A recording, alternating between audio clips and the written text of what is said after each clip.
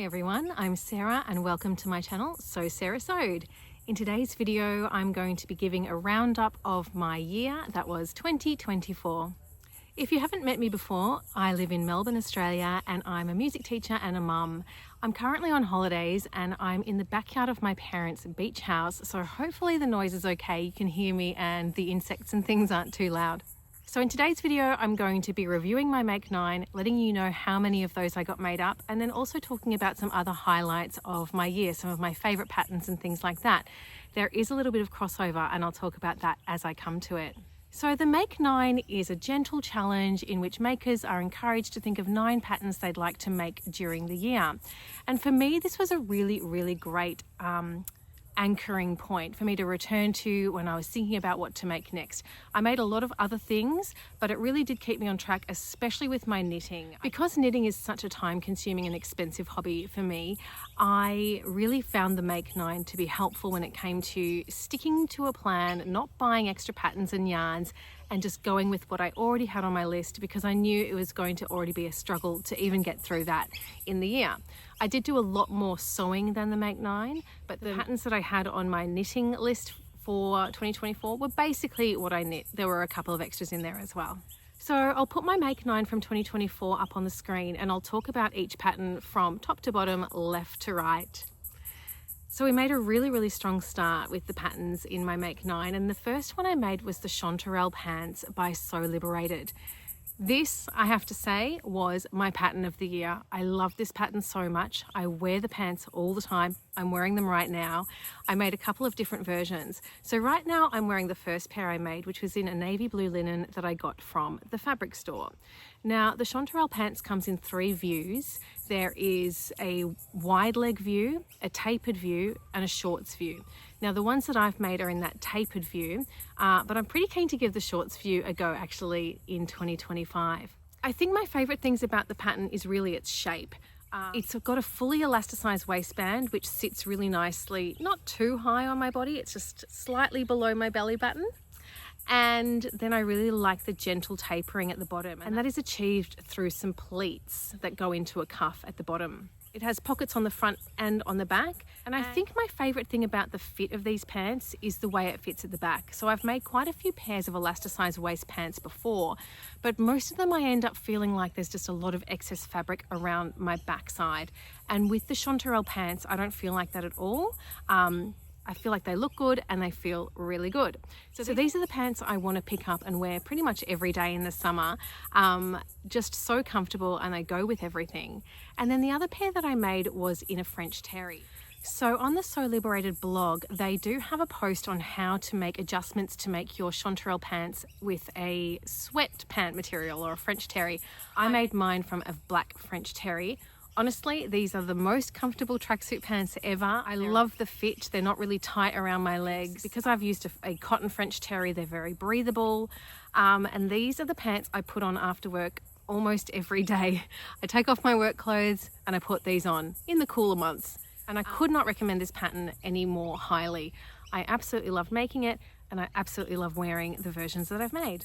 So number 1 off the list, the Chanterelle pants, a huge success and my pattern of the year. The next item on my list was a knitted item, and it is the Ghost Whisperer top by Park Williams of Park and Knit. Now, funnily enough, this top is actually modelled with the Chanterelle pants in one of the outfits on the promotional shots for the Chanterelle pants. And I actually haven't tried mine together yet, but that's something I'll have to do because I love the look of this top with the Chanterelle pants too. I used a beautiful green silk mohair that I purchased from Morris & Sons to make mine. Now the interesting thing about this top is that it's knit with 1 strand of mohair, pretty much the whole project, apart from the neckband and the cuffs I think, and maybe the I-cord hem. And it's also knit on quite large needles, so you end up with a very loose weave and that very wispy effect. I love the way this looks. I really enjoy wearing this. I love the puff sleeves. They're definitely my favorite feature of this project. I didn't always love knitting this project, and I think that one of the reasons was that I was using metal needles. Now, knitting one strand of mohair on metal needles was a very slippery job. So if you are going to knit this project, or anything else for that matter that uses one strand of mohair, I would definitely recommend using bamboo or wooden needles instead, just to get that little bit of grip when you are knitting. But I love the overall effect, and I've worn this quite a few times. I've worn it for special occasions. I've gone to the theatre in this. I went out for my parents' birthday in this top. I haven't worn it to work. It's a little bit delicate, and I do wear keys and a lanyard around my neck to work. So it's not something I would feel comfortable doing that with. So I've sort of saved it as a special going out kind of top. The third pattern on my MakeNine was the Jackson pullover and t-shirt by Helen's Closet, and I'm actually wearing one of these today as well. This was another of my favorite patterns of the year, and it actually tied for first place in my most made pattern of the year. So the original pattern of the Jackson tee by Helen's Closet comes in two views, either a sweater version or a t-shirt version, and she also has an expansion pack that has a hood and kangaroo pocket, I think. I haven't made any of the expansion pack views, but I have made the sweater and the t-shirt. So as you can see, I'm wearing the t-shirt right now. This is a really fantastic pattern. It comes with instructions on what size to make depending on the fit that you want, whether you want it oversized or fitted or just close to the body. And it's also a unisex pattern, so it can be made for anybody. I've made myself 5 of this pattern, 2 wind cheaters and 3 t-shirts, and I've made my sister a sweater and a t-shirt as well. So 7 of these all together, and an absolutely fantastic pattern I would highly recommend. The instructions from Helen's Closet are excellent as always, and I just really like the fit. It also comes in 2 different lengths, so you can have a crop t-shirt or a longer t-shirt. I've made all of those versions. So I believe this is the shorter length t-shirt, and I've also made the long one. All in all, my whole top row was a big success from my MakeNine, and I enjoy wearing all of the clothes I made from these patterns. So let's get into the second row. The next pattern on my MakeNine was the Peplum Split Tank by Matchy Sewing Club. I really like this pattern because of the opportunities it presents in terms of scrap busting. So there's an optional seam down the center front, and then there's also a seam at the back where you have the peplum. So the peplum is only at the back. From the front, it just looks like a normal tank top, and then from the back, you've got this pretty peplum. So what I did was I used the leftovers from my original Chanterelle pants, the blue linen, and I made my front section all in that blue linen, and the back I used a contrasting fabric, which was the leftovers from another project, some kind of linen blend in a really fun print from Variety Hour. I've actually worn this tank with the Chanterelle pants as a little set, and from the front it just looks like I'm wearing a set all in the one fabric, but then from the back you can see that fun surprise of the other print. I really like this pattern. It's really comfortable. It's especially fantastic on a really hot day. I did find the sleeves to be a little bit gapey, so if I was to make this pattern again, I'd probably raise the arm side a little bit to stop that gaping from happening. And I also found the sizing to be quite large, so I think my body measurements put me into a large, but I ended up making a medium on this because I'd read that other people found it to be to come up quite large, this pattern. So this is definitely a pattern I would look at again if I had remnants that I wanted to use, and it might be quite fun to do that split down the center front as well in my next version. The next pattern in my grid was the other pattern that tied for my most made pattern of the year, and that is the Bestie Bag. This is a pattern by Blackbird Fabric Patterns, or BF Patterns, and I absolutely love it. If you watched my Vlogmas series, you will know I made 5 in December as Christmas presents, but I'd already made myself 2 as well. So I use one of these as my everyday bag. I absolutely love it. I've made 6 in the medium size, so the one I use every day was a medium size, and all the gifts that I made were also in the medium size. And I also tried the Baby Bestie. The Baby Bestie pattern you have to buy as a separate expansion pack to the original, whereas the original pattern comes in the medium and large sizes. I haven't made the large yet, but I find that the medium is the perfect size for me as an everyday bag. So this pattern has a couple of different variations, mainly in your choice of the strap that you do. So I've used webbing for most of mine, but you can also use the self fabric. You can choose to line it or not to line it, and then you can choose to use hardware like a slider on the strap, or you can tie it in a knot depending on your preference. So yes, 7 of these for the year. Ties this one with the Jackson for my most made pattern of the year, and I guess it would have to be up there with my most used sewn items of the year because I wear it every day. So I can highly recommend the Bestie Bag. The next project on my list was a really big project. I did want to include a quilt on my list this year, and I will be including one on my 2025 list as well. So the pattern I decided to make this year was the Standing Tall Quilt by Cedar Quilt Company, and I made this as part of a make along or quilt along with Teresa from Lost My Thread.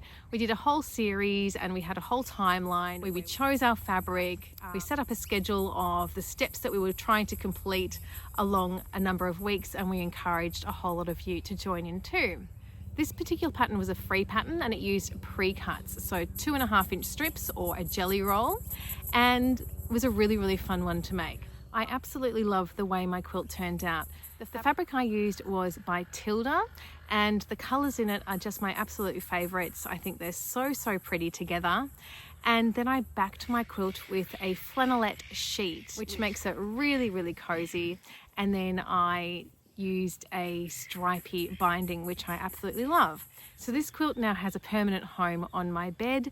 It replaced my Meadowland quilt that I used to have there, and I love the way it looks. It's so bright and colourful and pretty, and on cooler nights it keeps me really warm too. In the summer it tends to just get pushed over to one side of the bed, but I just love the way it looks in my room.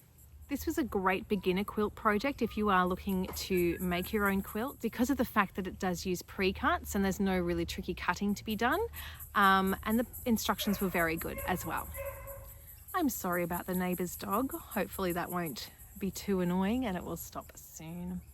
So that leads us into the final row of the MakeNine, and this was, I guess, the least successful of the group, in the fact that one of them hasn't been started, one of them I'm partway through, and one of them I finished but it doesn't actually fit me. So let's begin with the left hand side, and that is the one I'm currently making at the moment. This is the Whitmoor cardigan by Amy Lowden from And Other Knits. What appealed to me about this pattern was the beautiful lacework design. It's also available in a sweater version, but I had a good think about what I was more likely to wear, and because I wear a lot of pinafores in the winter, I do find myself reaching for cardigans a lot, so I decided to go with the cardigan version. I am partway through the bodice of this pattern and I'm loving the way it's looking, but I'm not loving the actual knitting. This pattern, you're knitting the button bands as you knit the rest of the bodice. So she has you hold 10 stitches on each end on double pointed needles throughout. I find that quite fiddly and a little bit annoying to have to manage, but it will mean that the effect overall at the end is very neat, and it will mean I don't have to do any picking up stitches and having to add the button band at the end. So hopefully it's all worth it. But yeah, I suppose the most frustrating thing for me is that it makes it a little bit harder to travel with. It's not something you can just pick up and put down very easily, because of those 2 ends that are on the double pointed needles, and I'm scared that they're going to fall off. This pattern is knit with DK weight yarn, and the wool I've chosen is from Black Wattle, and it's a beautiful blend of alpaca, cashmere and silk. So it feels absolutely beautiful, and I'm looking forward to finishing it and then wearing it when the weather gets cooler. The next pattern on my MakeNine has been on my MakeNine a couple of times, and it's a quilted jacket or coat. I was hoping to make the Tamarack jacket by Grainline Studio, and unfortunately this is the pattern that I have not made again this year. And I think that it comes down partly to the fact that it's such a big project. There are so many steps involved, because I would like to make my own fabric. You can buy quilted fabric and use that to make your own quilt coat, but I want to actually choose the fabric, quilt it myself, and then make the coat. So I know it's going to take a lot of time and there are a lot of decisions involved. So I think that is why I still haven't gotten around to making this one. But yes, it will again be on my list for 2025. And the last pattern on the list I put on because I actually won an Instagram competition where I won the yarn intended to make this pattern. The pattern is the Instant Crush by Locatelli, and it's a beautiful colourwork pattern, and it uses 4 strands of mohair throughout. So you've got 2 strands of mohair in one colour and 2 in the other, that you're constantly doing 2-colour work. Now, I'd never done any colour work before, so this is my first experience doing that. And unfortunately, I made a couple of big mistakes. And the first one was that I didn't do a swatch. So my jumper ended up being too small and unfortunately unwearable. So I guess apart from not doing that gauge swatch, my second big mistake was not realizing until I'd gone way too far into the process that it was going to be too small. And I'd gone way past the point of even considering starting again at that point, and I just kept going. So I did try and block it to get a little bit of extra length, but the problem was the distance between the neckline and the underarm. There just isn't enough space. So it just feels tight under the arms. So even blocking it and getting a bit more space through the body and the arms, which are pretty much a comfortable length, there's just not enough wool under the arms, and so there's kind of some big holes there from trying to stretch it out. So it looks really good. It was a good experience making the pattern. I really learned a lot. I learned a lot about colour work and how loose to do the floats so that it's still wearable, and how to comfortably manage all that yarn at once. But unfortunately, I didn't end up with a wearable jumper at the end. I am intending to put another colourwork item on my list for 2025 because I did enjoy the process, and I especially loved seeing that pattern emerge. It was very addictive. So yeah, quite disappointed in myself that I didn't end up with something that I could wear. But perhaps I will find someone that I could gift it to, because yes, so many hours of work went into that. And it would be a shame to not have it used and worn. All right, so that was my MakeNine for 2024. I'm pretty pleased with myself to have made 7.5 of the items on that list. And as I said before, it really did help me stay focused and give me that sort of anchor point to return to when I was thinking about what I was going to make next. So I've already talked about my most made pattern and my favourite pattern of the year, but I did have a few other highlights I thought was worth mentioning when I'm talking about my 2024 in review. So my favourite knitting pattern for the year was definitely the first thing I knit this year, and that was Stephen West's Glittering Snowscape Shawl. Now this is the pattern he released for the Hyber Knit Along 2024, and I received the wool for this for Christmas last year. I absolutely loved every single stitch and section of this shawl. It was so much fun to knit. Really enjoyable. Every section there was something different, and I loved the way it turned out. This was easily my most enjoyable knit of the year, and it's also got a lot of wear. It's a really great size, and the yarn I used was really beautiful and soft, and it's kind of neutral greys and browns, and it kind of goes with a lot of things in the winter. So I find myself throwing it on a lot in the cooler months. My favourite free pattern of the year was another Helen's Closet pattern, and that is the Orchard Top and Dress. This comes in 4 different lengths. You can make it as a cropped little top, a longer top, a short dress, or a midi length dress. The one I made was in a midi length dress, and I used a black linen for this. I was hoping this would be a really versatile dress that I could layer up with things underneath it or over the top, and I have found that to be absolutely the case. So my favourite ways to wear this so far have been underneath my Ghost Whisperer top. I think that looks really nice together, and I also think it goes really nicely with my So Faded sweater that I knit a couple of years ago, and then with leggings and boots. I would also like to explore with more ways to wear this pattern. Try it with some more summer layers, could be good. But yes, I highly recommend this pattern. It was a really fun sew. As always, Helen's Closet's instructions were excellent. It has a really interesting finish with bias binding that you put around the armholes and the neckline that also become the straps. And it was just a really enjoyable sew and a dress that I have really enjoyed wearing. I feel like I have to give a mention to another pattern I made several of this year, which really did get a lot of wear and really extended my winter wardrobe.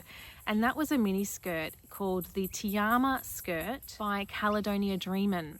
Now, this pattern has two views. It can be made as a pinafore or just as a skirt. And I made 3 of the skirts because I found them to be so wearable and a really great addition to my winter wardrobe. I made 2 in corduroys and then 1 in a wool check. And the great thing about this pattern is for my size, I only need 0.7 of a metre. So if you can find a really good remnant piece, this could be a really great option. You do also need some lining, but even less than that, and a zip for the back. But yes, I found this pattern to be a really great one to wear with my knitted jumpers, my knitted cardigans. I made 2 that generally get worn at work, and then I also made a dark blue corduroy version that I made from a remnant that I had from making an aura pinafore. And this one I feel like it's quite versatile in terms of can be worn to work, but also quite a good casual option in the winter as well. And then my last favourite new pattern of the year, or new to me, is the Lyra shirt dress by Tilly and the Buttons. I made 2 of these, but one of them in particular I absolutely love. I made from a tencel twill that I got from Dupes Designs, and I made a long length Lyra dress. And I feel like this is just the perfect versatile dress. I can wear it to work or I can wear it out. It doesn't feel underdressed at work and it doesn't feel overdressed when I wear it out. And I just think it's absolutely beautiful. It was a fun pattern to sew up. I love the look of the bodice with the collar, and then the pockets in the skirt are fantastic as well. There are a couple of different options when you're making this dress in terms of the length of the sleeves and then the length of the skirt. There's also the option to add a second tier to the skirt. For both of my versions, I've just made a 1-tier skirt in a length that my fabric has allowed for, and I've been really happy with those. The Lyra shirt dress is one that I can definitely see myself making again. So I think that pretty much sums up my year in terms of my MakeNine and my sort of highlights from the year of my sewing and knitting. There were so many patterns that I made and enjoyed, but I did do monthly roundup videos throughout the year if you want to see more of what I made this year. I'd love to know if you have any standout patterns that you have made this year, because I am still thinking about my 2025 MakeNine and the sorts of things I'd like to include on that. So if you've got any inspiration for me or anything you think I absolutely have to try, please put it in the comments. I hope you have a wonderful start to 2025, and I will be back with my MakeNine plans for 2025 very soon. See you then. Bye-bye.